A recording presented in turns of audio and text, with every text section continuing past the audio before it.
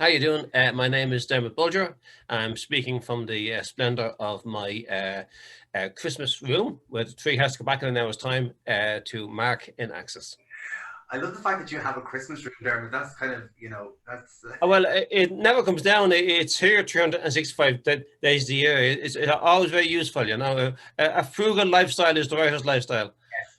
Well, can we tell me about that, about you then becoming a writer? Like when you were a young lad, like were you, I mean, because you started to obviously set up the printing press or the very, very early, but like before that, when you were a child in school, like was writing a big thing, was like literature a big thing for you up in the word go? It was. It wasn't. There were two books in the house. One was a book which I have upstairs called A Chum Worth Having, which is possibly the worst children's book ever written. It was written in the 1950s and brought over by an aunt from one of my sisters, who became a best-selling writer herself later on. And then on top of the wardrobe, there was the Munster and Leinster Housewife Savings Book, which actually looked like a book but wasn't a book. It was a piggy bank, and women put money in it and brought down to the bank manager, who very kindly and compassionately opened it for them in a very condescending way whenever it was full. So there wasn't, it wasn't a huge amount of literature there. And there was a mobile library came to Finglas, and you had to actually sort of, queue and beat your way on board to get the Enid Blytons. It came twice a week. At one stage, the one of the library assistants was actually going out with the most beautiful girl in Finglas, who lived very close to where the mobile library parked. Right. And she used to come out with a tray around 10 minutes after the mobile library stopped, and she would scatter the children, and she would actually put the tray down with milk and biscuits and everything else for her young man who worked in the mobile libraries. And so this made me feel that books were obviously very, very romantic, you know. And then after around 2 months, one day, and she had no tray, and she slapped him hard across the face and disappeared. And I felt books must be really dangerous as well, actually, you know. But I think I remember being in primary school, and most of the poems on the school curriculum were about like sticking pikes in yeomen. You know, it was a very unreformed curriculum. We marched up and down the yard singing these songs of 98 and everything else. But one day, my teacher in primary school, I had them for 6 years, which was very unusual, read a poem by Francis Ledwidge, and it actually wasn't one of Ledwidge's very good poems, actually. I found the poem years later, but it was about being ostracized and outcast. And it was as if the classroom was in black and white and the poem was in color, if that Okay. makes sense. It was like a new way of seeing the world. And I used to walk home from school with a guy called David, and I said, and David was going to be a soldier. And I said, I'm going to be, he didn't become a soldier.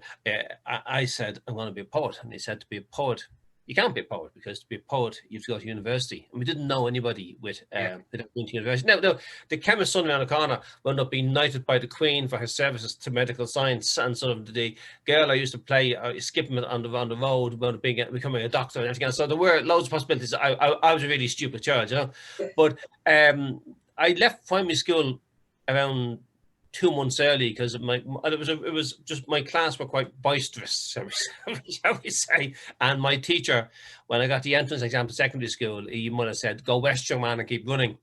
And so by going west, I wound up in Santry, and I wound up becoming an underage illegal van boy for Pangrove ice cream. Which was launched. Thankfully, there was a HB strike on, so Pangrove ice cream was in great demand. When the HB strike was over, the demand dropped. Right. But I was going out to this small necklace of seaside towns like Rush and Lusk and Skerries and Lochshinny and Balbriggan. And Butlin's holiday camp was still open, but we never crossed the border into Louth, because there were ice cream men with shotguns waiting there. So you had to, like, you had to know your territory, you know. And that summer, I began to write down words for the first time. But they couldn't make poems, because I wouldn't know what a poem was. Yeah. But my feelings. I had like ambitions that summer. I had ambitions. I figured how to kiss a girl, that I figured out when I was around 29. I had ambitions as to figure out the existence of God, and I'm working on that one. And I had ambitions to write poems, but I had wrote these things anyway. And when I went to secondary school, my English teacher was a guy called Colin Hewitt, lovely man. And it was his first day as a teacher. Wow. And he had a black bag like a doctor would have. And he opened put the bag down. We were his first class, and he said there were two things in the bag. He said the brothers gave me this to beat you with, and it was leather strap. He said, "Will somebody please kindly put this in the bin?" And he then took a book, and he said, "This is about a small furry creature called a hobbit who lives in a hole in the ground." And we all said, "Sir, sir, sir, sir, sir, sir." And he said, "What?" He said, "Well, like hard shots and fingers, because you give us something more, more realistic and more gritty, you know." And very wisely, he said, "Shut up and listen." And within a week, we were totally in love with Bilbo Baggins. We all wanted to have Bilbo Baggins' baby, and we were mesmerized by this entry into the world of the imagination. And I trusted him, and I showed him my poems. These words I've written down. He said they were very good poems. Plus, of my age. And I said, "Well, I can't be a poet because poetry you go to university." He said, "No, you don't. No one gives you permission to be a writer. No one gives you, you don't need a certificate or a degree. And it's getting that you almost do, which is a really dangerous thing, because I came out of the era of punk where people just did things, and they discovered writing like you discovered sex or penicillin by accident. And you actually sort of, so basically he said, these are good poems, and all you need is a pen and paper and the freedom of your imagination. And so I began to write poems from the age of 12, 13. But I know what the poems were meant to be about, because going back to the small mobile library, the only poetry books there were the Celtic Twilight. There was a lot of Yeats, and then the Pre-Raphaelite poets, and they all had really, really long hair and dicky bows, and you couldn't get a dicky bow for love of money and fingers. And I was prematurely bald at 13, and I figured my chances of a poetic career were really nil. And I used to get on trains and go to Wicklow and look at cows and write poems about cows and, Celtic mythology and all this sort of stuff. And my sister June had left school at 15 to become a hairdresser, but always had dreams of blank sheets of paper. And she saw that there was a writer's workshop being delivered, being administered in the People's College. The People's College was set up by the trade unions after the war for adult education. John Charles McQuaid was suspicious of us, so anything John Charles McQuaid was suspicious of was a good thing. And we went, and there were two very, very contrasting tutors for the 6 weeks. The first was Sean McCann. Sean McCann, his name mightn't mean much to you, but he was the father of Colin McCann, that great novelist who lives in New York. And he was the features editor of the Evening Press. And when David Marcus came back from London, it was Sean McCann and Tim Coogan who had persuaded the Irish press to give David this page that became New Irish Writing. So he was a great encourager behind the scenes of writing and honest writing. He demystified the whole thing very, very well. And the first pieces of writing I did, I think, were for a page remarkably called Petticoat Panel, where women wrote. I wrote under a woman's name, and you got paid in the Evening Press. So the whole thing of journalism and taking writing seriously was instilled by Sean. And then the other guy was a very, very great poet who didn't look like a Pre-Raphaelite poet, Anthony Cronin. Anthony Cronin was a small man in a flat cap who would look like he would lose his life savings on trap 6 and 4 of Shelbourne Park Dog Track. But it was actually a race with Patrick Kavanagh, who's a great friend, was a man very much into the races and horse racing. And Tony, a lot of the class couldn't figure Tony out because he was talking at a much different level from Sean McCann. And I was only picking up a few things from him. But Tony said to me, "These are very good poems. Why are they about these weird, archaic subjects?" I said, "Well, that's what poetry is about." And he said, anything within the ambit of human experience is within the ambit of the poet. And your life and the life of your neighbours and fingers and the life of your school friends and your family is as much the stuff of literature as Bloomsbury, the Bloomsbury set or ancient Greece or anything else. And go and write about what you know. And so funny, the poems about the cows and mythology were being published regularly in the papers, but the poems about fingers weren't for a long time. So it was a slow sort of journey to understand that you didn't need permission to be a writer, and to understand that there weren't big poetic themes, that everyday life was a stuff of literature. And those were my first two steps on it. Yeah, and Dermot, I mean, even now, I mean, seeing the stuff you've written, and you kind of still, like, a poet would be kind of seems to be the underbelly of who you are as a writer. Do you know what I mean? That seems to be kind of what, in some ways, what still inspires you. Yeah, it's incurable like baldness. It's sort of inbred in you. I remember doing my first play, and there was a line in the play You know, the father is, it's called the Memphis Cleary, and the father's complaining about this girl dating this older fella who comes back, an immigrant, like Arthur Leary in the great Gaelic poem, comes back to Ireland and says, you know, that's a layabout in a leather jacket, with one hand longer than the other, and the rattle of his motorbike waking the street at 2 o'clock in the morning. And David Bones said, you realize that's a perfect iambic pentameter all the way through. You know, a layabout, a leather jacket, and the rattle of his motorbike waking the street at 6 o'clock. So certain, but I mean, there are Sebastian Barry's plays only make sense when you realize that he's a poet as well, and some of his novels as well, because there is that sort of way of looking at the world. Cavafy, the Greek poet, said that a poet must stand at a peculiar angle to the universe.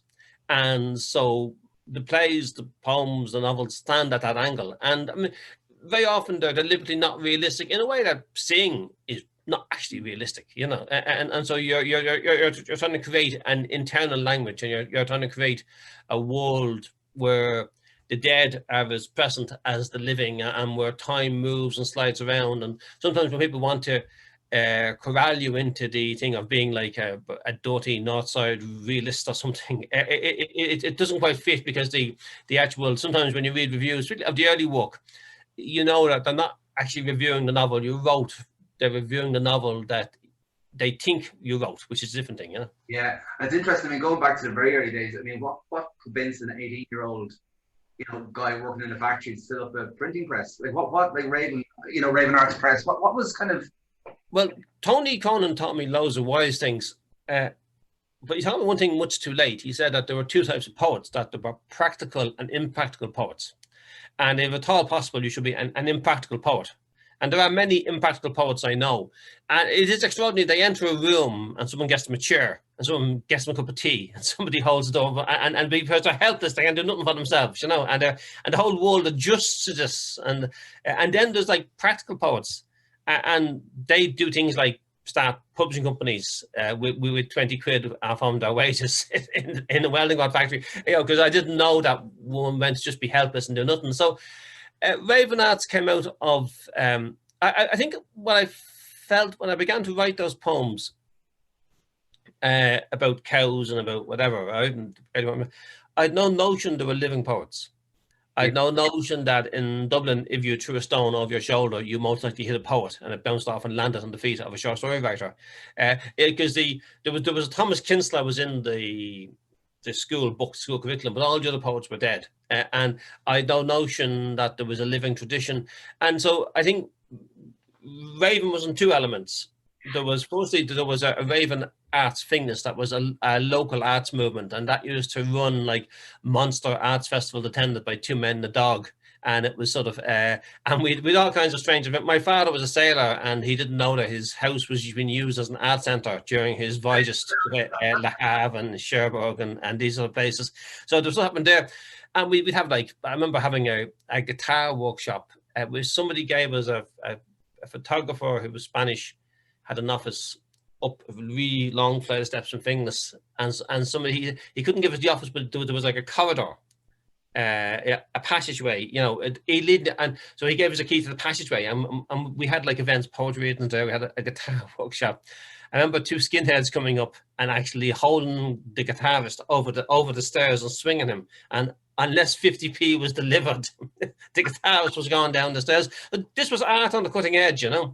And so we were doing these events, and we were stapling together poems by local poets, and selling them around pubs. And in my first little book was a tiny book called Finglas Watching the Night, 20 poems of love and identity. When I count them out, there was only 19, which shows that Raven was famous for misprints from the very, very word go. And that was printed in by my brother-in-law played football. My brother-in-law played football for Trafford United. And there was a guy who printed pools coupons for football teams. There used to be, as a way of raising money, there were little pools coupons. And he printed a little 400 copies of Finglas Watching the Night. And it's not on any of my biographies or anything else, because it was literally sold among factory hands in the Yonder industrial complex in one place in Finglas, and I don't think a copy ever left Finglas, so there was no point. Even you'll never ever track down a copy of it. I said they probably all went in the bin actually when they were bought for 30p. But so there was actually a sense of just from printing poems by local poets, you then also became aware that there were poets who didn't live in Finglas, who basically didn't fit into the limits of Irish writing at the time, who were writing about worlds that weren't being written about, and that the practical thing to do was to set up a publishing company. We began to publish small little pamphlets, and then we said and then suddenly Michael O'Loughlin, who was a poet from Dunsink, who lived in Amsterdam, was back and was in Inishboffin. And he saw a small fat man in a field digging potatoes, and his spade broke, and the man kicked the spade and cursed it in 12 languages. And Michael said, "This man sounds interesting," and went and followed him to the pub. And he was a poet called Sidney Bernard Smith, and we came back with this work of poetry that was totally unlike anything that we'd seen before. And so I think again it came out of that punk impulse. Yeah, make things happen. And it wasn't just, it was I remember Stack Call, who's a songwriter, and his father had a shop, and his father sold some copies of Things Watching the Night, and Stack read one, and he was doing the sound for two bands, and he said one of them have their heads screwed together really, really well. They're not great musicians, but they will be, and the other ones are brilliant, but their heads all over the shop. And they were, of course, U2 and the Virgin Prunes, and they were sort of happening down the road. And then I remember going into with the first Raven book, and there was a magazine called In Dublin being started by a guy called John Doyle, and he was actually sleeping in a sleeping bag in the office above Bewley's when I called him to the door. And you had Hot Press starting, came out of sort of Niall Stokes broke away from a magazine, I think called Scene magazine.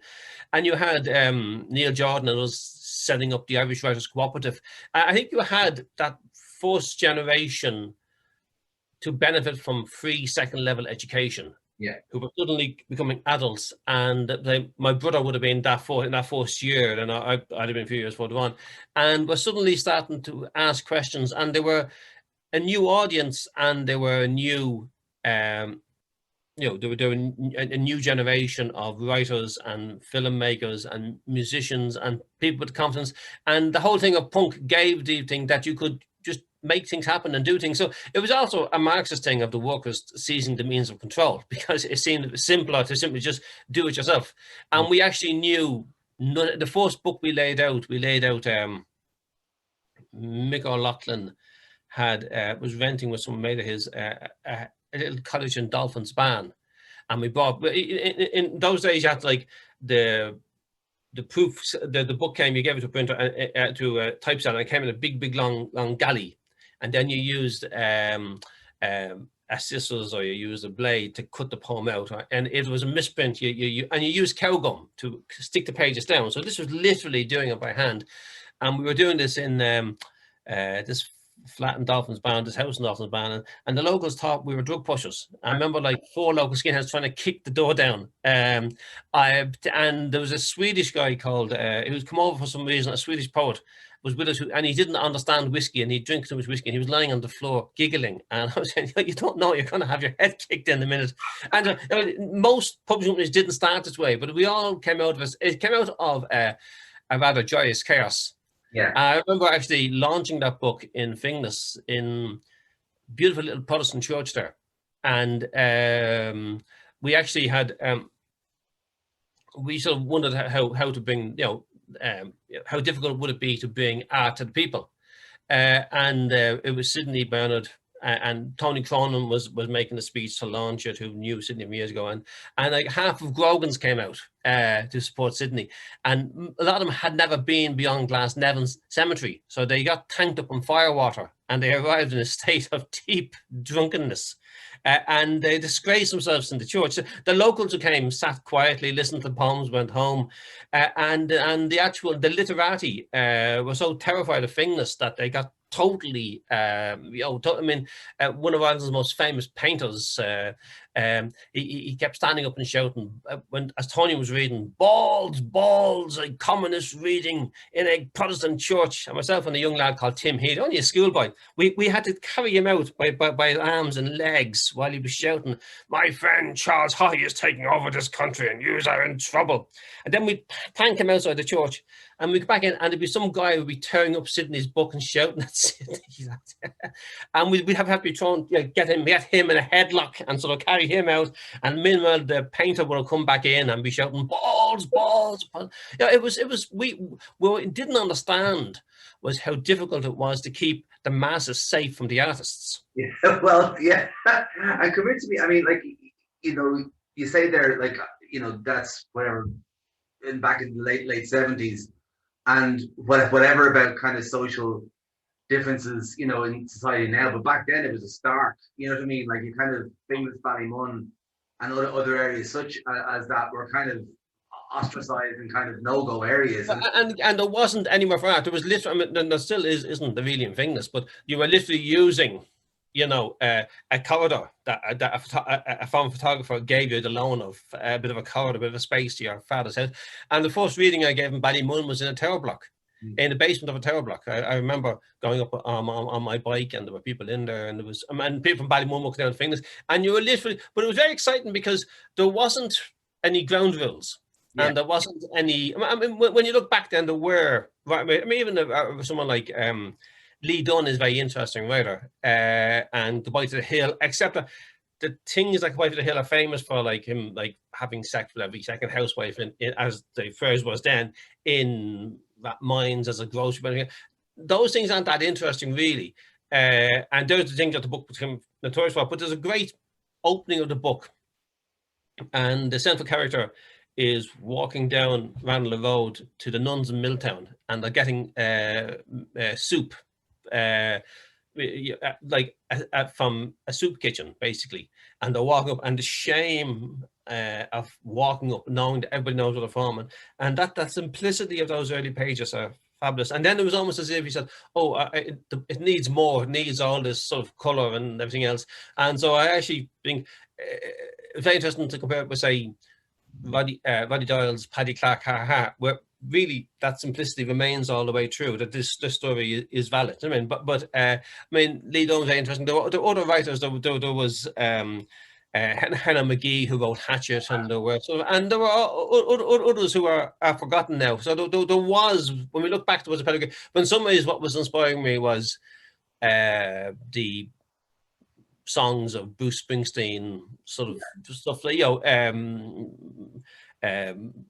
particular rock bands and everything else, you know, and so there was, you were plugging into anything that you could find, but there wasn't a sense that you were following in the traditions of Yeats and Joyce and all those, although one admired them intensely, but it wasn't, it was a different city that you were trying to write about. But I think it's also, you know, looking back at that time now, you see all those kind of bands and people were kind of emerging, and nearly a kind of city was being rewritten in a way, you know, because it wasn't, you know, the whole hand of censorship was still very much, you know, or the whole. Absolutely, yeah. I mean, I was involved in a little thing called the Grapevine Art Centre, which was in a basement in Knockgate, Georgia Street, and we had a small magazine just called the Grapevine. I remember that sort of very subtle censorship. We used a cover, and it was by Robert Ballard. And there was in Kilkenny last week, Kilkenny had asked for, I mean, people like Tom McGinty, the Diceman, were living in dire poverty, was part of the Grapevine as well.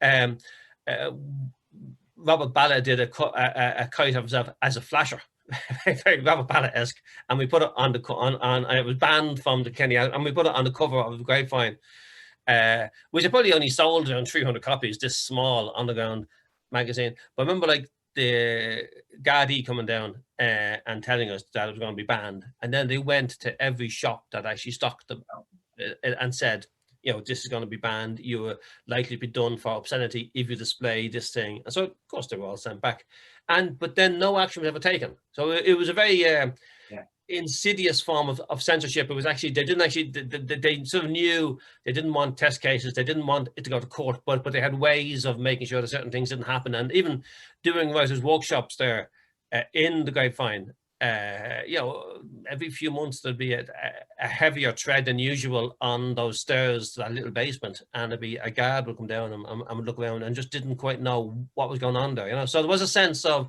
that things were happening that authorities weren't that happy about. Yeah, and come here before we move on from Raven. I mean, there's kind of, you know, you look back as well and kind of was doing a bit of research for kind of chatting to you, and like, you know, the amount of great writers that were printed or published through Raven Arts, and you know, and also some books that kind of not the hackneyed phrases well before their time, but like, you know, books like the God Squad and kind of books that kind of were starting to begin to chip away at, you know. Yeah.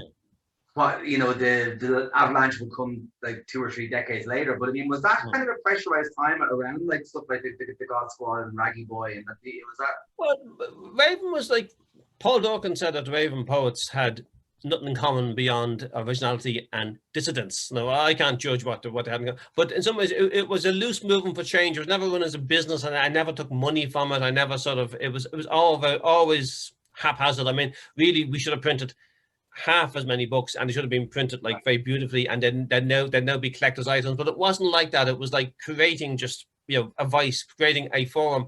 And then it wasn't a clique in any way, but people would come and, but you know, I remember like selling the first Raven book, this Sidney Mouse Smith book in Grogan's, and I said, you know, do you like poetry? And the guy with the beard said, yeah, I love it.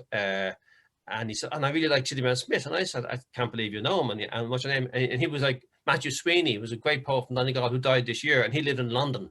And I said, I read you in a magazine. Have you a publisher? Can I publish you? You know, and Matthew came on board. And then I remember going to London, and Matthew knew a guy called Aidan Murphy, and going to visit Aidan Murphy in a high-rise tower block. And Aidan actually had me in a headlock over a balcony of a tower block for reasons I can't remember quite why, but it still became a writer I was really proud to publish. And so, you know, people came along, and like Pat McCabe came along, and you know, when Pat McCabe produced a novel, we said, Jesus, we better stop publishing novels. And when Philip Casey who was a poet we published, had been in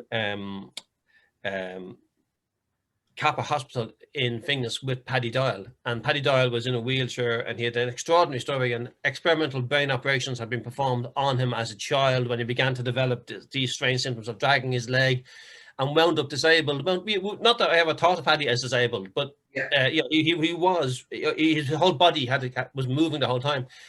And he'd written this book called The God Squad, which nobody else would publish. And again, it was a simple thing. We should publish this book. And it needed a huge amount of work. I have really fond memories of that summer of 1988 and cycling over to Paddy's house every day and working on the book. And we had no notion it was going to take off in the way that it took off. And because the industrial schools, the whole world wasn't written. There was one previous book called The Sisters of the Poor Clares by Mavis Arnold and somebody else, published not in Belfast by Apple Tree Press, maybe 4 or 5 years previously, which I got almost no coverage and was impossible to find. And I remember like reading Paddy's book and saying, is this feasible or is it not feasible?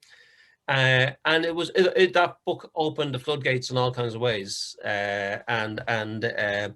It was a long, but again, these things were not, you know, sometimes people compare Raven Arts to Field Day, and there's really bad comparison because Field Day had a particular agenda, and they carried through. We didn't have an agenda. We were just literally, you say, somebody heard me on the radio and sent poems, and she was 15 years of age from Maheny, and she was Sarah Berkeley, and she was, and I met her for lunch, and I brought a chaperone. I felt she was so young that it had to be like a chaperone there, and she became this tremendous poet, and you know, she knew a poet called Rosita Boland, whom we published, and sort of you know, and Katie Donovan was a friend of Philip Casey's, and so it was, and then you open one day, you just opened the manuscript thing, and there'd be some writer you'd never heard of would come in. So people would come in all kinds of ways. So it was really just a sense of, but I think by 1991 or 92, it became impossible that I'd begun to publish novels myself, and I published a novel called The Journey Home, that was very, very controversial, and it became impossible to combine those two worlds. And so I knew that I couldn't really serve the writers in Raven the same way, so I closed Raven. And also I felt that Irish publishing was a bit like going back to medieval and the High Kings. There was this, I found being published by Penguin really fascinating, because they would have somebody who was a really senior editor, this man or this woman who had enormous power, and they could buy any book for under £35,000 advance without having to seek permission, and they were like gods, you know, and they were paid really well. And then at 2 minutes to 5 on a Friday after 4 years, somebody would say, by the way, here's a check, feck off. Yeah, and your belongings will be coming after you in a plastic bag, and they would kick them out, and they'd bring somebody else in.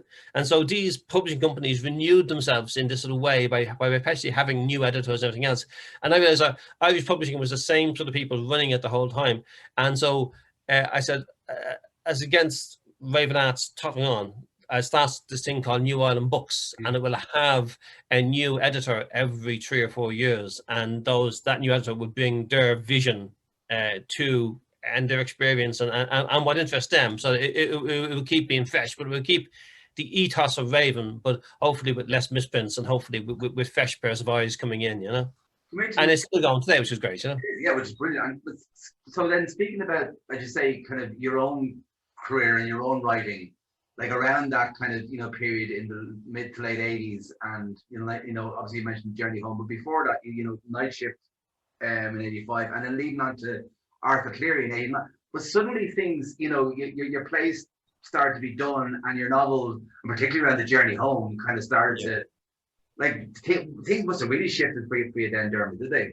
Yeah, they did actually. It was sort of like an overnight success, without the fact that I've been doing this for almost 10 years at the time. So I was doing this since I was a teenager. But I think when I was around like 16, 17, I began to go into pubs like McDade's, Grogan's, and they were full of geniuses. Well, like, they all had great beards, and they told me that they were geniuses, and I shouldn't have been there. I was only 17, so I had to keep really quiet and not question them.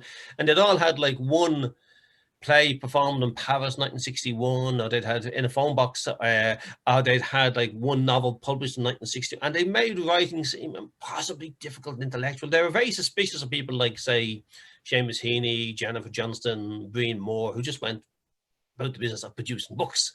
But they had me terrified, and I realized that a lot of poems in the book of poems, like Fingness Lilies was one of my book's poems.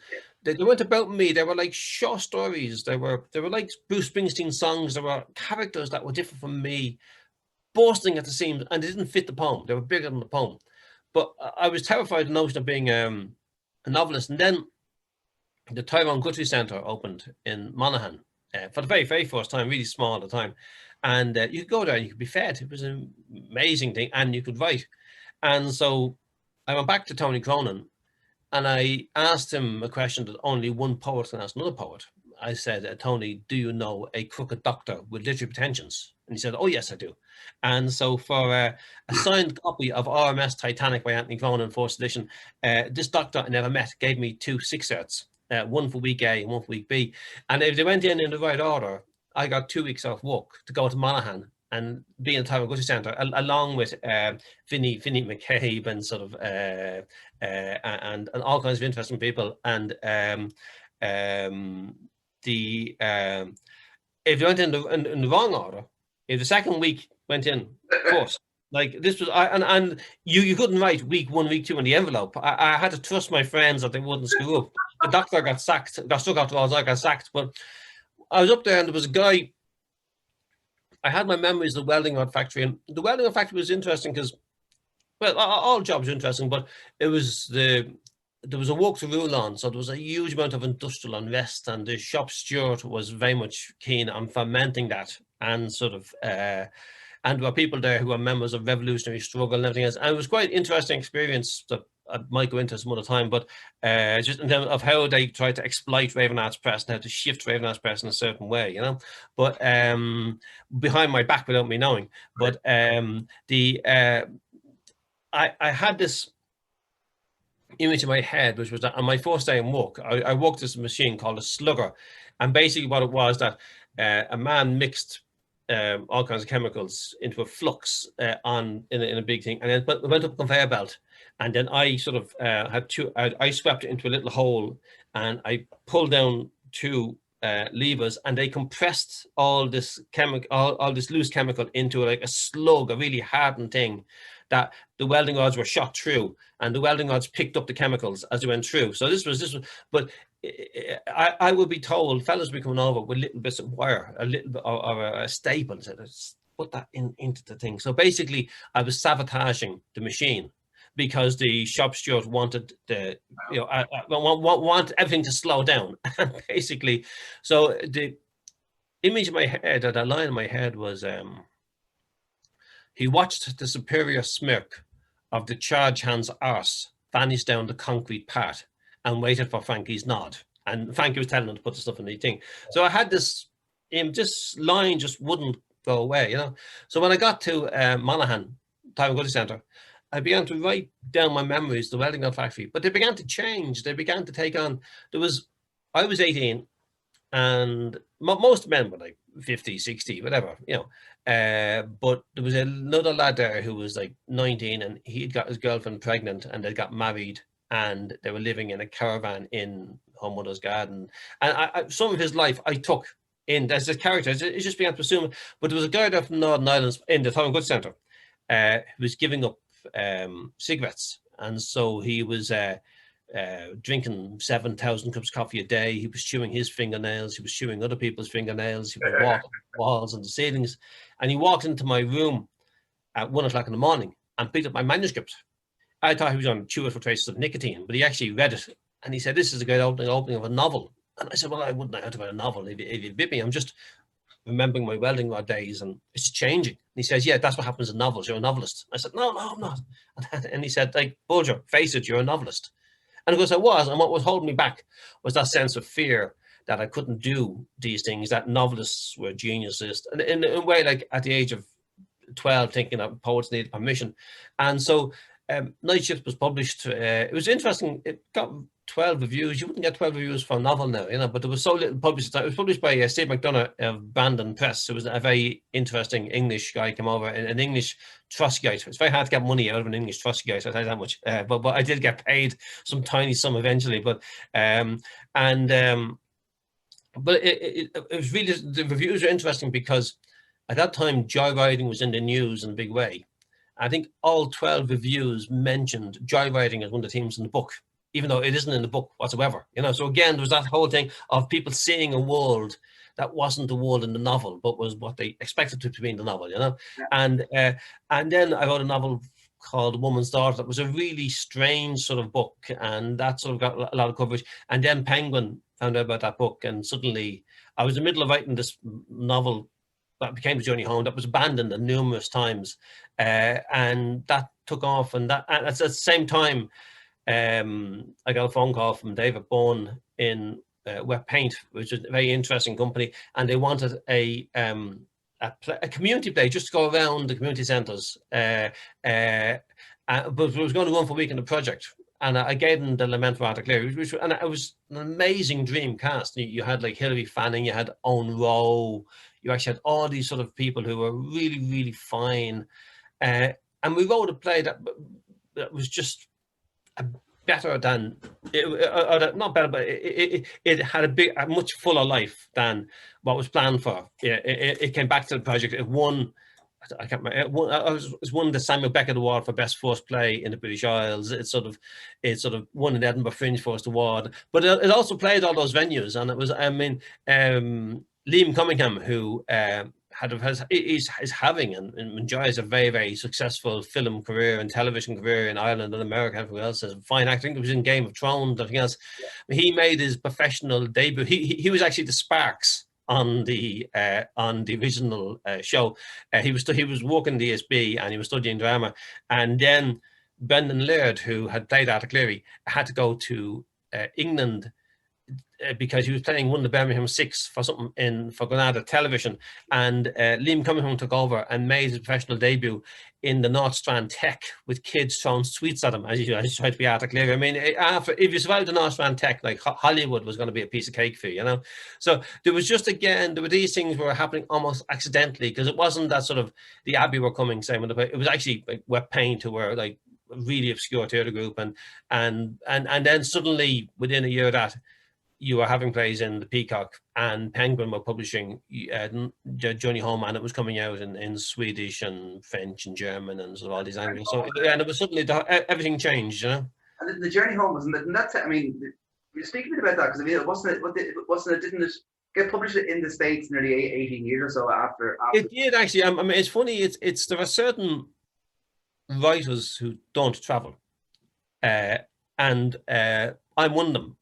Which explains the modesty of my career, my relatively modest career. I mean, actually, I was in England a year ago. I was just having dinner with somebody, and there was like an agent out there, and he said, "And tell me, does your work sell well in France?" And I said, "Oh yeah, they actually love my work in France." And he said, "Oh, it's such a pity. It's a pity. He said, if the French like it, nobody else will." It's sufficiently heavy that nobody else will actually be able to make sense. But so, like, the French love my work; they're always publishing my work, which that means almost nobody else does. And so, I think every preconception about an Irish novel should be, from an American perspective, The Journey Home did not tick those boxes. So at the time, there was supposed to be all kinds of breakthroughs. I think that Patrick Kavanagh is the same. He's a poet who walks in Ireland. But what was really interesting about Kavanagh is that when you had Yeats and these geezers and singing these geezers, they were like going down and they were looking at what they called the peasants, and they were creating this sort of them as objects. And suddenly Kavanagh came out and said, "No, this is the actuality." And some of what he wrote wasn't very good, but there was a truth in it that sort of destroyed the actual Celtic twilight forever, because suddenly the object began to speak, or the subject began to speak. And so The Journey Home does that. So it was finally published by a small university press called the University of Texas. I can't remember what year. It was 18 years after it came out. And it got reviewed on the front cover review of the New York Times book review, whatever it's called, which it'd be like a musician getting the cover of Rolling Stone. Except the musicians on Rolling Stone normally have more hair and less dandruff than me. But it was actually and everybody said, Jesus, if you get that is as high review-wise as you get in America, there's going to be like a softback edition, there's going to be, and 7 publishers were on to my agent the next day, and none of them took the bite. And then that company in America, that the University Press went bankrupt. So again, in America, I just don't exist. Because the books don't make sense over there, you know. Yeah, and Dermot, what was the controversy about that when it was released first, though? Well, it was interesting. I remember there were literary novels at the time, and there was very little happened in them, and everybody was called Maximilian or something, and they were sort of very quiet books. And there was almost like a way of, you know, I was doing it with Journey Home, and Pat McKay did it with Butcher Boy, and Owen McNamee with Resurrection Men, and it was like pushing the boundaries for, like, the Journey Home would have been like banned a few years previously. Okay. In one scene, and a senior Irish politician basically, makes an Irish immigrant lie under a glass table and goes to the toilet on top of him in a hotel bedroom in Amsterdam, and he's broke and everything else. And the stuff, there's rapes, and it's about, there's a family called the Plunkets, and they're like the epitome of that sort of political dynasty, and they're like vampires. They're like sucking the blood from the young people who have to emigrate. And so this guy, Hanno, and Shay, both in different ways, fall into debt to the Plunkets, and they are used by them, and they're exploited by them in all kinds of ways. And it's a book about a lot of things. One of the themes is political corruption. But I realize if you showed political corruption the way it operated in Ireland at the time, the audience would have liked the characters too much because we like a bit of corruption. You know what I mean? We do like to be able to phone our politicians and say, you know, that speeding thing, fine I got last week. You couldn't make it disappear, could you? You know what I mean? And so it was all those sort of small favors and kind of everything else. So I deliberately made them like vampires, and the model for it was Pasolini's Salo, and how he used sexual perversion as a metaphor for fascism. So I used sexual perversion as a metaphor for that sort of corrupt clientelist politics. Now, everybody thought it was an attack on Fianna Fáil, and in some ways it was, but it was Frank Delaney, who was an interesting critic who's dead some years now, who said to me, I know who this book is really about, and they're not Fianna Fáil at all. And I'm not saying, but like it wasn't that the actual things that happened there that didn't exist in one party alone. I mean, you know, but it was sort of it caused a lot of controversy and it caused a lot of upset, and it was, but it was really about a generation. What it was about primarily was a generation who woke up and inhabited two worlds at once. They if a Martian had landed his little sort of flying saucer on the lawn of Dáil and asked to look at the Irish Constitution, he would have had a perception of one world. And then if he had gone out to sort of where young people hung out, there was a whole other world, and almost everything we did was illegal. From the time we turned on to go up in the morning and turned on a private radio station, because there weren't any, you know, there was Alternative Radio Dublin, there was Big D, there was all these sort of strange stations. And I remember reading poems to them. I remember one of them was under in a snooker hall in Camden Street, in a secret door under the thing. There were all these strange things, and you were, you know, even like buying contraceptives, where not that I ever had any occasion to use them, but there was always the hope. There was always the hope, you know. And so when that had to have them, you know, a bit like travel insurance, and you know, they were illegal, and you'd go to Trinity College and find there was a little sort of outside the student union, there was a little like thing you put money into, and there was graffiti on the wall that says this chewing gum tastes like rubber, and that was the only clue to what you're actually buying, you know. And there were a million things. So it was as if the legislature was just terrified to create laws that reflected the reality of Ireland, and you had a generation who felt very, very alienated. And they were the legacy of De Valera, and these names mean nothing to young people now. So it could, I mean, like a bit like that program you remember, Nighthawks, that Annie Enright and others worked on, and it was quite funny, and the sketches of De Valera. But these phantoms don't exist. So in some ways, it was easy time to be aware, because you actually had these big gowls that you could actually punch, where they don't, and they were sort of gone. They were now cobwebs, and they're vanished. But so the journey home was controversial for all kinds of reasons, and it was, and some of it is a bit stupid actually. Some of the it gets a bit extreme at times. When it was coming out from in America, they sent me new proofs.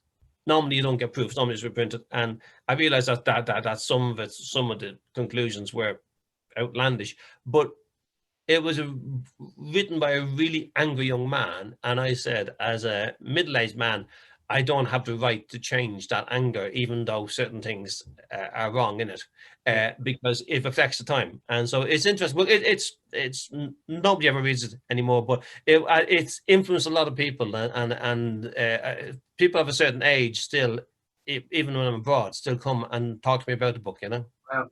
And it's funny, you mentioned there a phrase which I would kind of sense across a lot of your work, is that existing in two times, or existing in two spaces at the one time and in the one place. I mean, I think that thematically, I can see a lot of that kind of throughout the novels that I've read of yours, and certainly the plays that I've had the great privilege of working on and kind of seeing. But there's that sense of, and it's interesting as well, Dermot, you're talking about, you know, being at the beginning very much giving voice to the previously subjectives, or, you know, the kind of the voice to your neighbors and friends, but your kind of your look has kind of spread hugely over the years to kind of big historical landscapes, to, you know what I mean. I think that's was that a purposeful thing for you, or did that just kind of happen?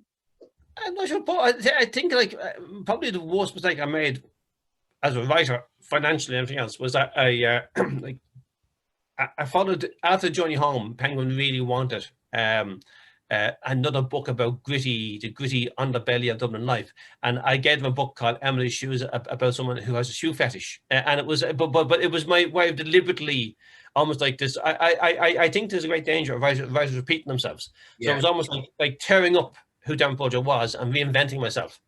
And I've done that with every book. And as a way of making a career, it's a really bad thing to do, because it means that the audience you build up is very disappointed by the next book, and you have to build a new audience for it. Mm. But there was a sense of wanting to be, when the first time we ever got money from the Arts Council, they wouldn't give us money as to publish books, even though we actually took the liberty of kidnapping the late Lark Cassidy, the literature officer. There's a great scene in Father Ted where Father Ted gets a lift from, who's the guy who has the I Shot JR t-shirt? Oh, yeah, I can't remember the character. Yeah. And they go by the post office, and he goes in with a shotgun, and there's blasts. Tom is his name, and he comes out with a big bag of money. And Father said, "Tom, you're not back to your house." He says, "No, Father, I just hate filling in the forms." And so Raven asked a bit like that. We weren't good at filling in forms, but we did try and kidnap Black Cassidy, which was really an unwise thing to do with stockings over our faces and everything else. But there was a sense that Raven was meant to play a particular role.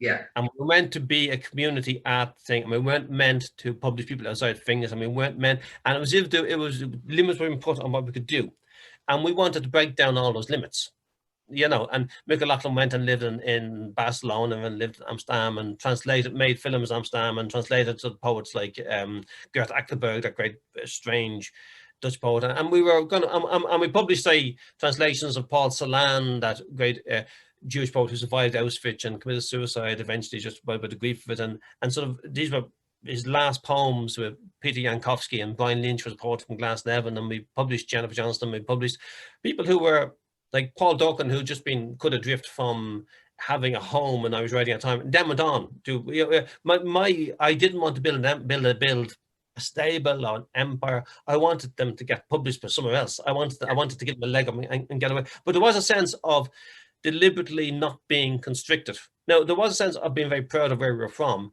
and every Raven book had published by Raven Arts and Fingers on the back cover, whether it was translations from the German or translations or a new young poet or anything else. There was a sense of being, and I think that everything I've written has been informed by that voice, but it refused to be corralled by it. So when I wrote, two of my more recent novels have been about an Anglo-Irish family called the Gould Verschoyles, who were from Donegal, who were Protestant liberals, very interested in home rule, very interested in independence, very interested in playing their role in New Ireland, who then realised that New Ireland had no role for them, and they became involved in communism instead, with very, very tragic results. And one of them died in a Soviet gulag, and I knew one of the sisters, as she was an old woman, and sort of I wound up looking after her in her old age and everything else, and being one of the people responsible for her in her old age. And she told me her story, and it was amazing. And that takes in Kenya, and it takes in the Spanish Civil War and the Soviet gulags and everything else. But it's written. I never felt that I had to just write about Finglas or Ballymun or Dublin. I felt that the world belonged to me. But you bring that perspective of where you're from, no matter who you are, to it. But there was a deliberate thing of refusing to be. People still think, "Oh, yeah, man, Bolger, his novels are all set in Finglas." And it doesn't matter that that's set in Barcelona during the Civil War, or let's say the lonely sea and sky is set in Lisbon in 1941. They actually have they actually and they always say, "Well, can you write anything that isn't about Finglas?" Even though you do, and even though like nobody ever said to Brian Friel, like, have you ever written a play that isn't set in Ballybeg? You know what I mean? Like there was that sort of thing. So, but it was a case of refusing to ever be pigeonholed or exploited. Yeah. I mean, it's interesting that, you look at your dramatic works, and there's 10 years there, like you say, from the Lament for Art to Cleary, which is, as a play had beyond its run had a huge kind of effect on, and was part of a kind of a collective push in Irish theatre about kind of new voices, arriving onto the stage. We look at that through like Blinded by the Light, in High Germany, Holy Ground, like right up to The Passion of Jerome, and there's a kind of a decade there of a decade of the 90s in Ireland, which, you know, there were lots of new contemporary Dublin voices emerging on the stage, but also, you know, addressing on one level very gritty, you know, realities, but also then your plays have a very deep romanticism and quasi spirituality. Do you know what I mean? There's that kind of yeah, between worlds part to all. But you always conscious that you want people to be real people, and that real people don't follow the actual. They're more complicated always, and people would say to me, you know, the people in it was like the Johnny, in High Germany was on by Stephen Bennett in the Gate, and the reviews are fascinating to look back on. And someone said, like, he looks too well fed or too well dressed for who's from. And I said, fucking hell, this guy lives in Germany. He actually says he's a very successful job in Hamburg. This is, if you look at the play, he's not. Why would he look a certain way? He speaks in too articulate a manner. And I said, well, have you ever listened to a woman on Liveline describe her experience? This is when sort of Marion Finucane was running Liveline, and women were coming and talking about the Magdalene laundries and things, and they were so articulate. They were so extraordinarily articulate, and they didn't have an F in every sentence. You know what I mean? And sort of there was a way of actually trying to find a language that would convey the gritty reality of it, but also would convey the depth of people's experience and people's feelings.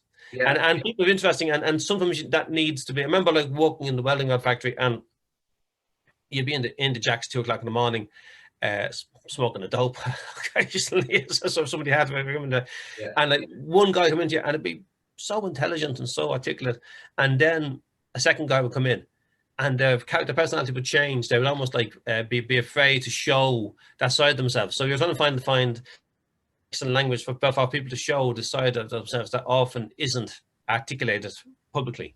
Yeah, well, I think that's very, you know, and I think that's what I love most about your work actually, is the fact that, you know, it doesn't pass judgment on any of the situations or any of the characters, but it also allows, and sometimes in, you know, with horrific results, it allows people to dream no matter where they're from and no matter what they're.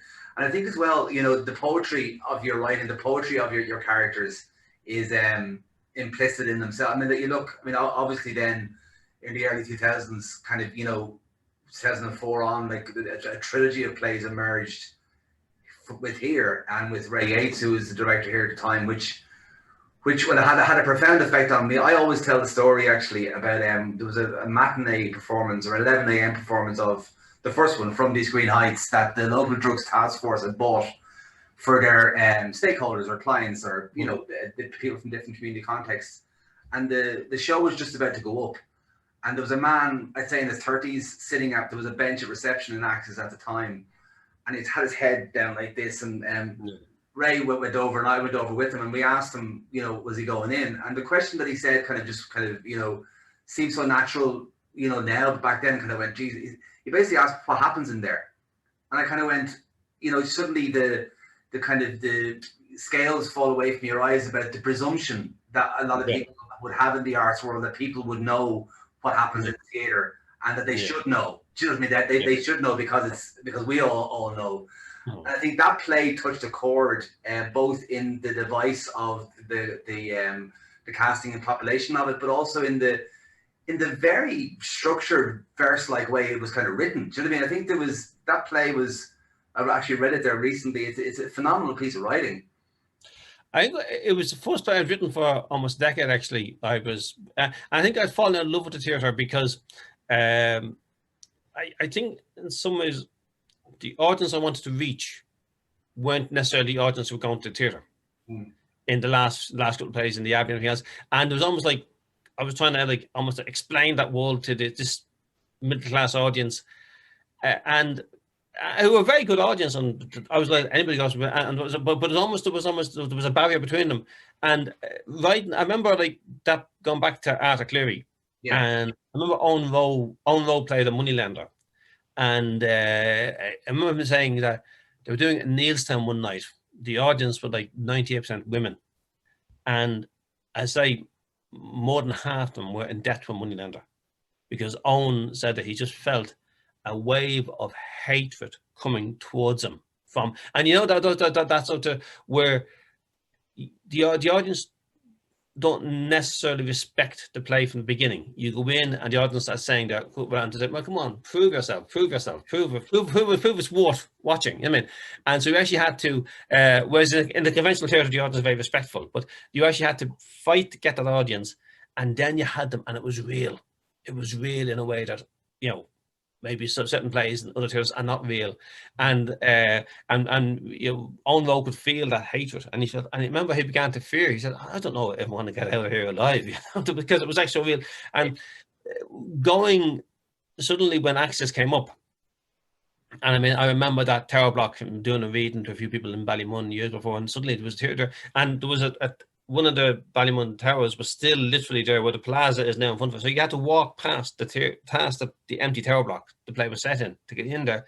And you sort of knew it was terrifying because this was an audience that you couldn't lie to.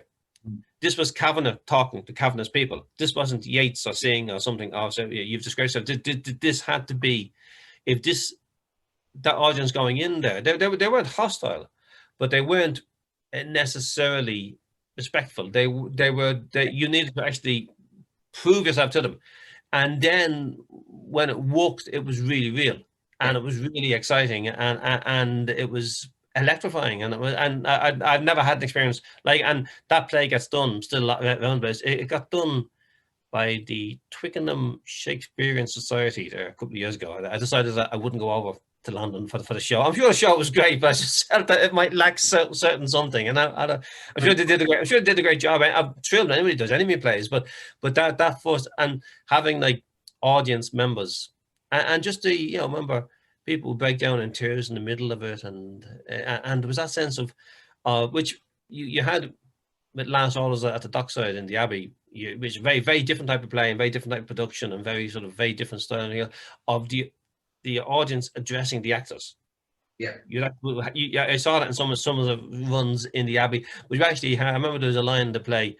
There's a guy, Christie, who loses his job, and he says he would go down to the Dole office and they send me off for job interviews, but they're only just proving that they were worth something, only just to justify their own existence. You know, I remember and two fellas on that, and they said, "Too fucking right," and it was, but it wasn't. They weren't hecklers. They were. It was a discourse going on, and people would actually say things to the audience, and it was live theatre. And there's nothing like live theatre when it's really live. You don't know what's going to happen next. You know. There's also as well, I mean, you know, the year before the From Green Heights, you were commissioned to do the Incantation, which kind of ended up in a prologue in a way to production of the Green Heights. But I mean, like as well, it wasn't just theatre; it was local history actually happening in the moment. So like, and that was an interesting commission because again, I am a poet, and it has to be a good poem. Yeah, it can't be just something cobbled together. So again, it had to be structured in a way that could be disclaimed in public and sort of. And it was done initially with sort of a young actress, Kelly Hickey, who's had a wonderful career since, Maureen Grania of the Abbey, and a local community activist. And I wasn't taking part in it, and it was done.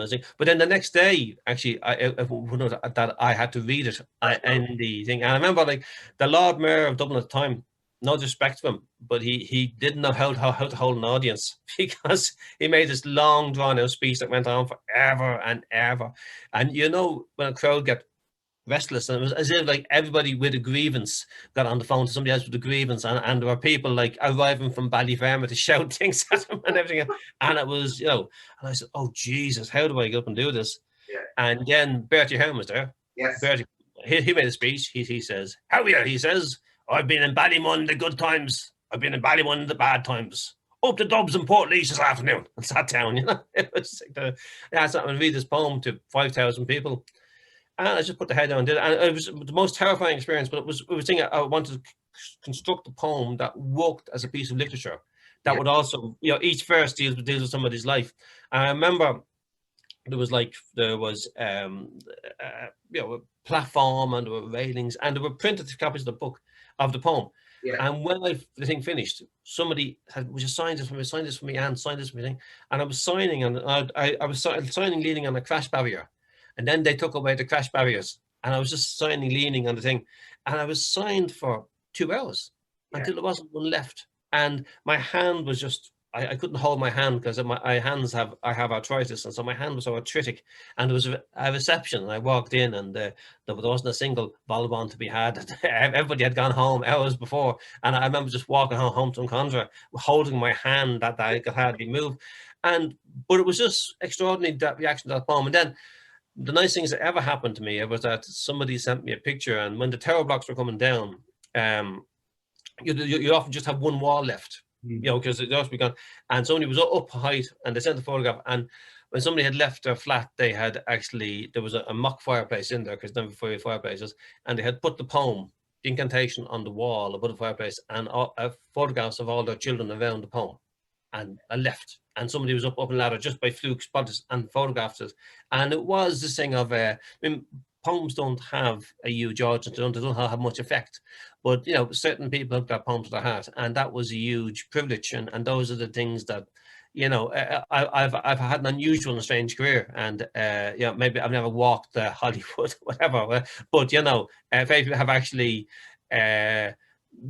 stood for 2.5 hours in Ballymun signing poems because people wanted them signed, And I mean, obviously, then the one play became a trilogy, and but in between that, you mentioned Francis Ledwidge there at the beginning of our conversation. You wrote this beautiful piece of epic poetry, in a way, the dramatic poem "Walking the Road," and that, I mean, that was extraordinary. Looking back on that now, that's about 12, 13 years ago, but like it was set obviously on Ledwidge's "We Walk Home" from the First World War. It was played both in Ballymun, in Navan, and in Ypres.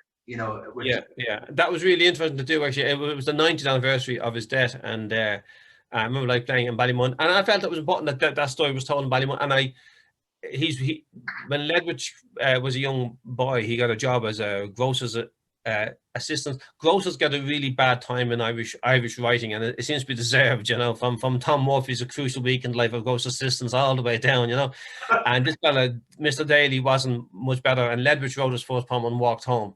And so in the play, he's like, sometimes he's a soldier, sometimes he's that 13-year-old boy walking home, and he's walking home with all the ghosts of the soldiers who died, and the soldiers from Finglas and from Santry and from Kinseely and from Ballymun and out the road to Double Cross and out to Ashbourne and everything else. And so, and playing in Ballymun is really interesting. We played in all kinds of interesting places, but playing in Ypres, in close to where he died, and close to where a lot of people who are mentioned in the play, their bodies still haven't been found. And Ypres is an extraordinary town because it's a beautiful, like, medieval town, but it's total forgery because it was totally destroyed during the war and rebuilt.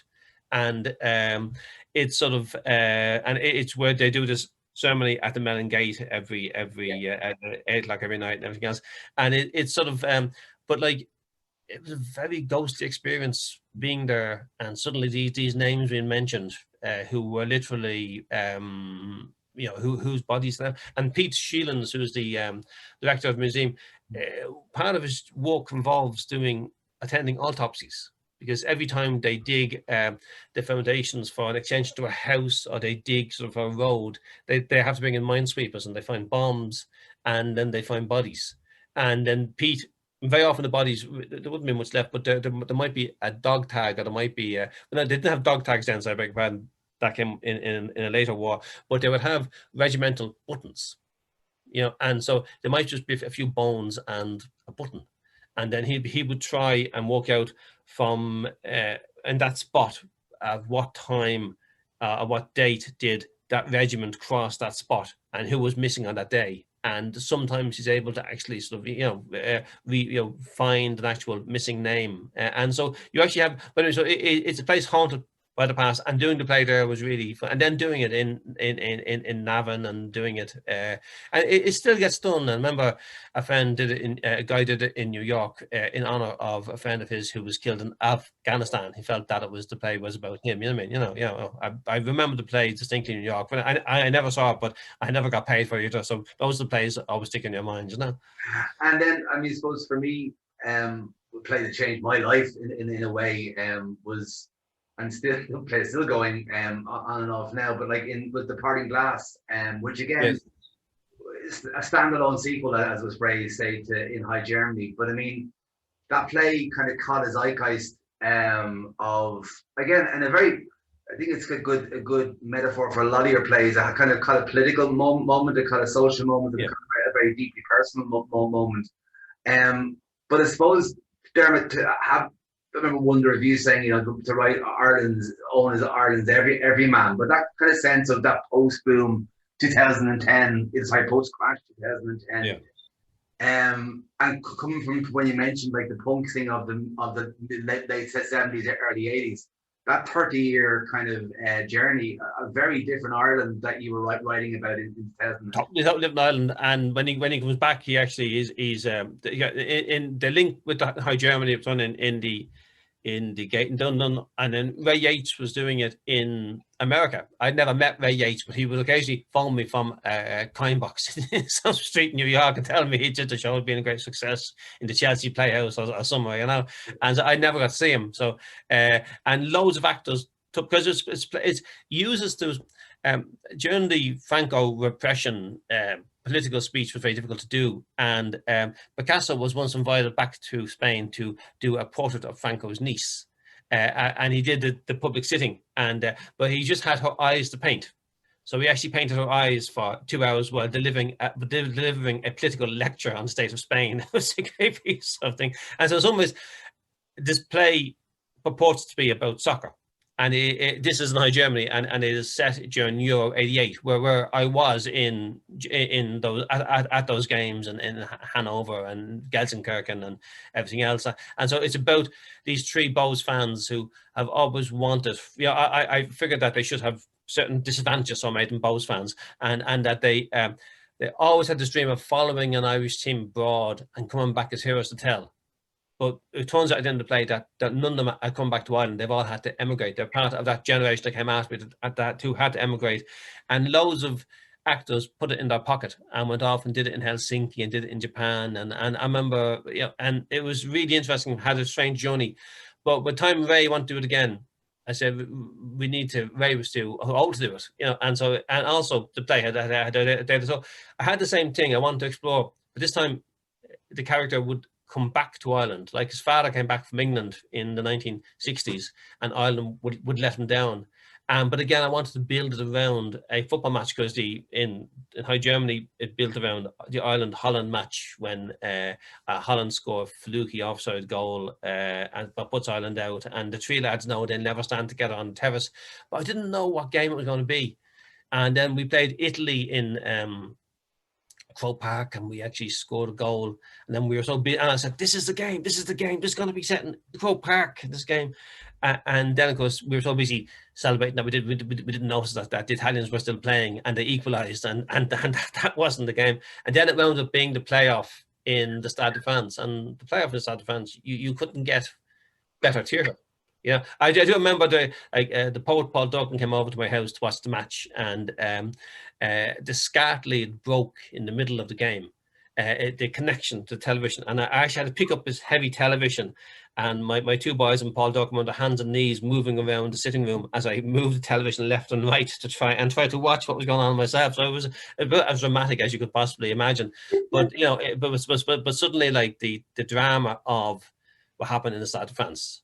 Yeah. And that sense and there's that moment at the end when Thierry Henry sits like a semi-apologetic thief beside Richard Dunne in the centre circle, and there's a thing about that, but it wasn't Thierry Henry that has their children immigrant. It wasn't Thierry Henry that has everything else, and sort of, but it's just that moment became the perfect metaphor for the play. So it doesn't get done too often, but bizarrely it got, and there's a lovely relationship between Owen, his central character, and has a German son called Dieter, and Dieter is very, very calm and placid and really pushes his father forward when bad things happen to his father and everything else, and they have a great relationship. And Dieter is emigrating to Canada at the end of the play, so I suppose this in the airport in Paris, they're both going separate ways and into new lives and everything else. And it was done in Madrid, and it turned out it had a cast of 9, which is a bit weird for a one-man show. And the actor who played Dieter wrote to me and said that it was a cathartic experience playing Dieter, because all the anger that he felt at his own father, he was able to express through Dieter's anger at his father, you know? And you say, oh, Jesus, thanks be to God. I didn't go there. So this is the thing with being a playwright. Sometimes people have interpretations of your work that have no connection to what you wrote. I remember actually one of the favorite moments of, and actually, you know, in fairness, that work traveled. You talk about your work not traveling. I mean, that was off Broadway twice in Argentina and, you know, Sweden. And but I remember the night in France, in the Centre Cultural in Lyon, when there was a lot of Irish women who brought their spouses, who a lot of them were French, to the match, and the absolute joy. Yeah, the absolute joy. Sorry. The absolute joy in Ray's face when he got to the moment of you know, cursing the French and Thierry Henry as own from Irish. That was kind of interesting. Yeah. But again, plays have, sometimes plays take off. It was a small play. Sometimes even Bang Bang is a small play, and I know what Access are doing it at Christmas, and I remember that little play filling out a theatre in Dublin that I think broke every health and safety standard imaginable. We won't come into it, but there was just, so in this time of COVID, I imagine that sometimes there were like 75 people packed into this. It was like some of those pubs where you went to a gig in Dublin in 1972, and you wonder how in the name of Jesus anybody ever get in there. So you had that sort of sense of excitement around it, and you know, so sometimes plays you think are going to be big successes, and plays that are small little things affect people in interesting ways, you know. And sometimes before the of those two plays in High Germany and the Part in Glass, my favorite story of them all, there are many strange stories about them, but in High Germany was done in Edinburgh, and it couldn't win the Fringe First Award. I would have got 3 in a row. Some judges said because it didn't play the 3 weeks. You had to play 3 weeks to win the Fringe First Award, you know. So because I got the Fringe First for the other one as well, whatever it was at the time. But they did it in Edinburgh. You know, there's venues everywhere. They did it in a venue above a pub, and then they had like an hour to get out, or an hour and there's another play in an hour's time, you know. So you actually literally get in, do this thing, get out, you know what I mean? And one night they did one afternoon, did a show, and when the thing held 80, 100, I don't know how many people, I wasn't there, but there was a guy in a green jersey, an Ireland jersey, sitting in the back row, sobbing his heart out. And the director, Jim O'Hanlon, went down, and the actor, Alex Down, went down, and they consoled him, and he went, that's my life on that stage. Everything in that play is about me. It's my life entirely. It was really a great response and a great reaction to the thing. And but it went on forever, you know. But he kept going on and on, and they sort of knew that they had to sort of get off because there was another show coming on, you know, because the Edinburgh Festival, there's 5,000 shows on, you know.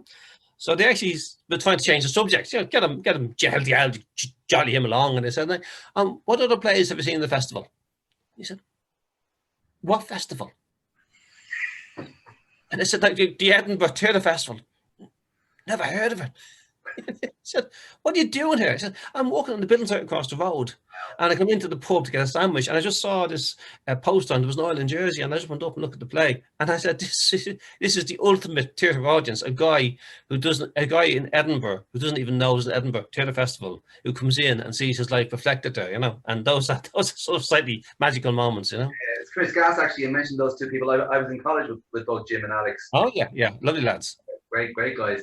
Come here to me, and just to kind of talk a bit more about the plays. I mean, the last few years, there's kind of you've been back on the Abbey stage with Last Orders, and then your brilliant version of Ulysses. I mean, it's kind of it must be a brilliant thing to kind of be back in the Abbey, you know, or back on that stage.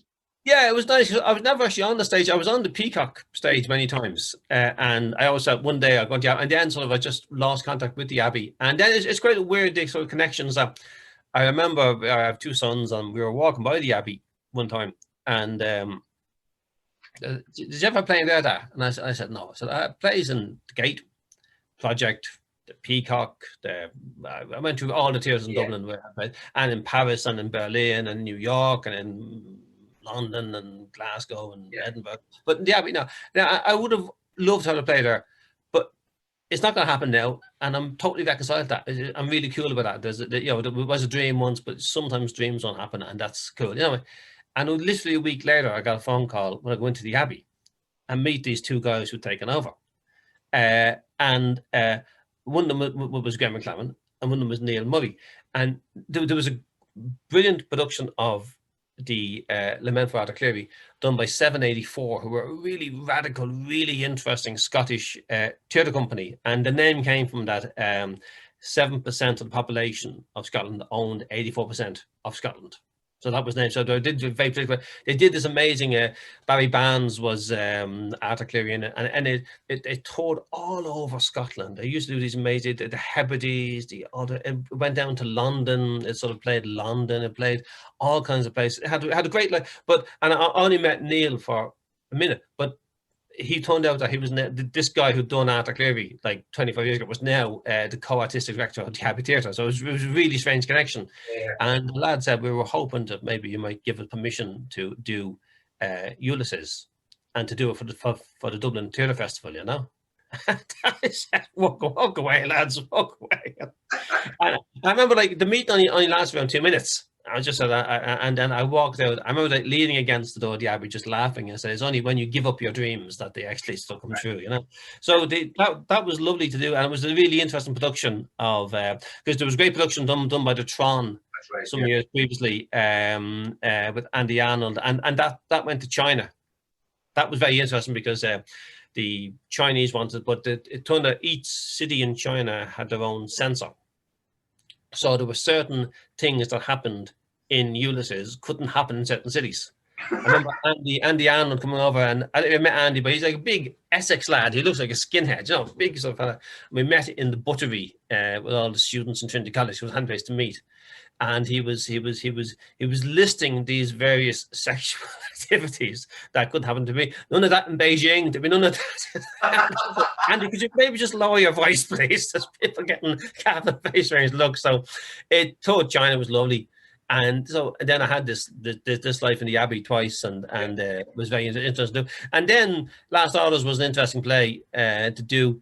What was interesting, my father wasn't a doctor. My father was a sailor, but he went in that world, the Alexander Basin, in his little travel light bag, and went off on these ships. And it was a world that I couldn't go into, and so it was a chance to go in there. And I remember just there were nights when the Abbey was packed with people who had never been who very rarely ever been in the Abbey, and communities rarely in the Abbey who lived like a mile, 2 miles from it, and didn't feel it was a bit like the chap in Access wondering what happens there, but they didn't know. They knew happening there, but there was a sense of going in there and recognizing, and certainly some street be mentioned, and somebody was shouting, "I'm from there," or something. So, "Hey, Ringsend," or something. So, "Fuck Ringsend," and it was back again. It wasn't quite the same thing, but it was that sense of, it was the closest I came back to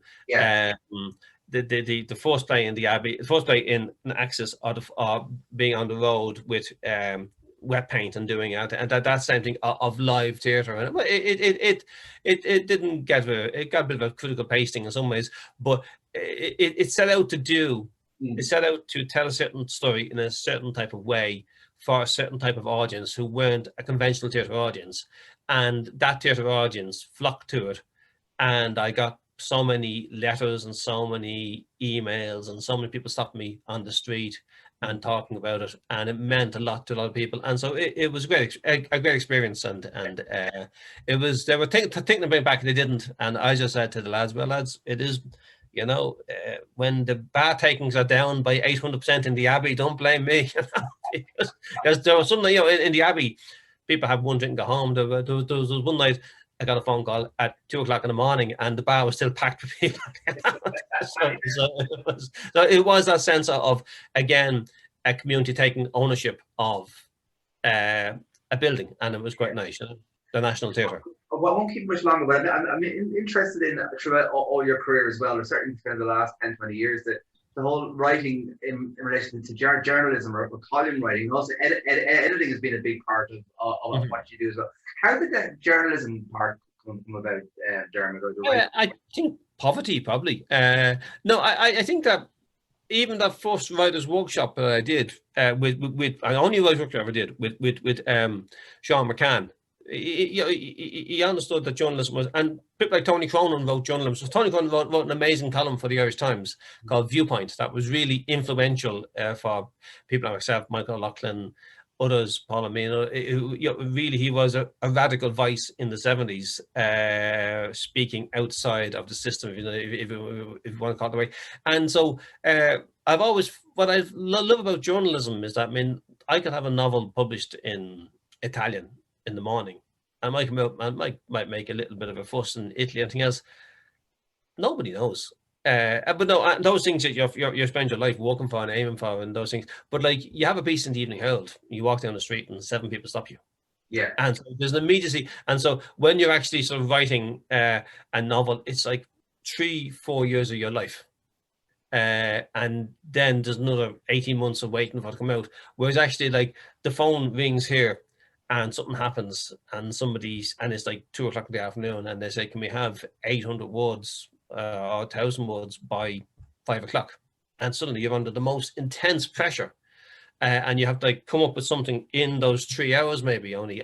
Sometimes you have a longer lead in, but there are sometimes you literally have the leads in can be that short, and you have to, like, harness your thoughts into unity in that time, and then the next morning it's there. I remember actually one of the last things I did. It was actually about Paddy Doyle, when Paddy Doyle died, and somebody phoned me up in a paper and wanted a piece about Paddy, and I wrote about it, and it was then I actually I finished it at 5:30, and I sent it into the paper, and then I had dinner with my son. I cooked dinner, and at 6:05 I just checked the thing for something, and it was on the website of the Irish Independent newspapers. It was only written 25 minutes before, 25 minutes before, and so there's an immediacy in journalism and also Tony Cronin said very early on, he said lots of things. He said two important things. He said one thing is that never ever write a letter to the newspaper. Even if you get a bad review or something, you don't like, you're a professional writer, and people who write letters don't get paid. And remember that. And it's a very good rule, because occasionally you see somebody will get a bad book review and they'll write about the review, and they always look very stupid. So I never write that. But that's what he said. And he also said, like, the thing is that you do journalism, he says it's not important, but because you're a professional writer, everything you do is important, and you will still put the same amount of care and work. And so when you're writing a newspaper article, you take that level of care. It doesn't go to 50 drafts of a novel, but you still want to. And there's a privilege in being in people's houses. And I actually quite like writing for papers whose views don't necessarily reflect mine, because there's no, you can live in a bubble. You can spend your life reading The Guardian and you'll have one view of the world, and then you'll be totally confused as to why Trump is elected or why Brexit happens, because you're living in this sort of bubble. And so it's quite nice to sort of be writing for a whole variety of papers, some of whom I would read, some of whom I wouldn't read, and reaching people and getting the response. And some of the responses used to be quite interesting. There were a few death threats in them day, but not in recent years. I must have lost my edge, Commit to me then. Just talk to me very briefly about Finbar Hotel and the kind of that sort of curatorial editorial space that you've been having as well. Finbar's was. I wrote a novel in 1997 called Father's Music, and I wrote it in a cell, a little tiny, like so I say, cell in a former seminary in Drumcondra. It was up in the attics, and obviously there must have been like the ghosts of Victorian curates who were there. And the Victorian curates, they always wrote like 3-volume novels, And so this novel expanded and became full of kinky sex, because those ghosts of those curates are really strange imaginations, And but at the end of it, because although the novel stretched, my deadline didn't, and I was hospitalized for heart tests afterwards and lost 2 stone in weight. I was walking my dog Jack by the supermarket in Drumcondra, and I said there must be an easy way to write novels. And I thought of Mark Twain and in The Adventures of Tom Sawyer, how Tom's aunt makes him whitewash the fence, and he turns it into a game by getting his friends to do it. That's the way to write novels. You just get your mates to do it. And so I just invented this notion. I had this crazy notion. I'd also seen a film called Night on Earth. That is 5 taxi journeys in 5 different cities, and there was one of the cities was Helsinki, and I'd spent a night in Helsinki once, and it was exactly like that. It was just snow, steep slopes, and drunken men, and it was so I just had this notion: if we all began at the same point, where would we end up? And it happened. There were loads of people I knew had just finished writing novels, like Anne Renwick had just finished a novel, Roddy Doyle finished a novel, Jennifer Johnson finished a novel, Colm Tóibín, Hugo Hamilton, Joseph O'Connor. And so I said, let's do it. So it was really just without any sense that it sold in either 12 or 14 languages. I can't remember in the end. But it was sort of, and we'll divide the royalties in 7. No one's going to get rich, and we'll just have fun with it. And so I invented a hotel, and everybody sort of did these stories set in the hotel. And then I said, what really interesting, I said, would be, let's take the names off the stories. Because I remember, say, with someone like Roddy, those early books coming out, and like there were people who couldn't say a good word about him. And then suddenly when he won the Booker Prize, they couldn't say a bad word about him. And it was quite interesting. So I said, as against, let's make the reviewers review the text as against the writer. And that was really interesting. And in Ireland, the book got really terrible reviews. It got great reviews everywhere else, but and you can see that the critics were really pissed off that they actually had to express an opinion as to what the text was as against the reputation of the writer. And there were people who actually still tried to solve it. There was a guy who was like a criminologist in Belgium, and he analysed all the handwriting and all that. He analysed all the way the sentences, and then read all the novels, and he tried to guess who wrote what by basing a structural analysis. Yeah. Somebody in Trinity did a mathematical project saying, "My your man got 2 out of 10 actually, 2 out of 7." Wow. I had to write a letter for his professor saying that he got all 7 right, because I'm not having this guy fail his doctorate because of me, But it was just an adventure, and it was. And then I said, for the photograph, let's all go to bed together. And so we persuaded the Shelbourne to give us a Princess Grace suite, and we all climbed into bed for this auto photograph. I always remember the photographer, a really good photographer, taking the Colm Henry taking the photograph, and I ordered a coffee over there, and it came in, and these 2 waiters coming in with massive big trays, and they just looked and just raised one eye and walked off again. They'd seen it all. They'd probably seen 15 in that bed, and but it was just we just had loads of fun with it, and we didn't think it was going to be. We sold it as Piccolo. We didn't know we published in America and published in all kinds of. I mean, in fact, I've there's old cassettes, old CDs lying around your house. And I found an old CD, I had nothing on it there.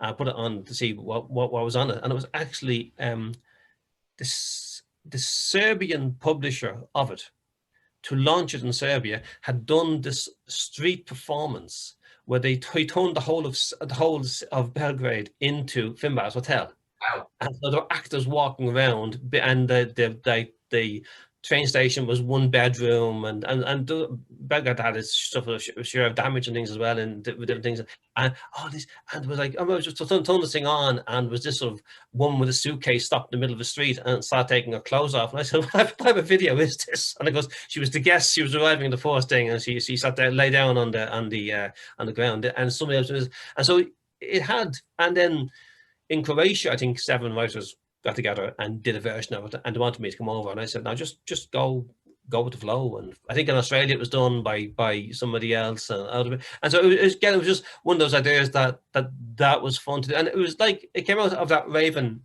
ethos, of just having fun and creating literature and living your life at the same time, I mean, before I let you go, has your process changed for you, Dermot, over the years, or in relation to kind of ideas forming for you, and is that something that's kind of you can map right the way back, or have things, what way do things normally arrive to you? Is it kind of things that won't shift in your head, or phrases you mentioned there? Yeah, Sammy Cahn, the American songwriter, was once asked what came first, the music or the lyrics, and he said the phone call. And so, so the phone call can be a very influential impact on what's happening. But but only because there are certain ideas floating around your head, and when the phone call comes, you say, "Actually, I have an idea." That it's a bit like I've just written a book of short stories called Secrets.